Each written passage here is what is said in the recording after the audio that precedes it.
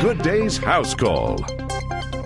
Well, car accidents can happen in an instant, and they can strike you and your family at any given time. But there are ways that you can avoid serious injury. Here with some information to help possibly save you and your family from harm. Dr. Jon Hyman, an orthopedic specialist right here in the metro area. Doctor, good morning. Pleasure to see you.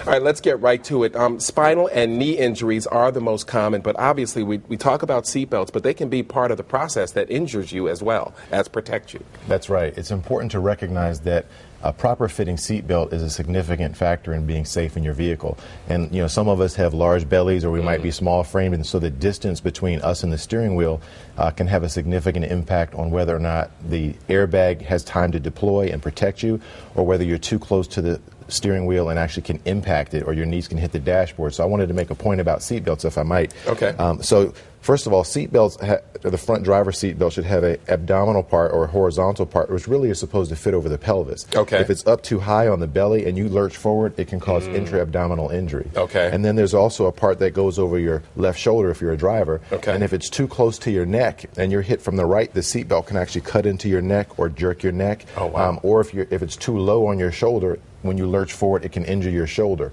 And the other important thing is that seatbelts, and this is actually not a seatbelt, but it's fairly thin. If the seatbelt's folded or it's too thin, it can actually cut into your skin and cause damage. So it's important to have a properly fitted seatbelt that's wide, not twisted, and not in some other way compromised. Okay, let's talk a little bit about some of the knee injuries that you often see from car accidents. That's right. So this is a knee model, and one of the things that can happen is when the knee moves forward and it's in a bent position, it can strike the dashboard if you're too close or if your seatbelt is not on, and that can cause significant trauma to the tissues around the knee joint.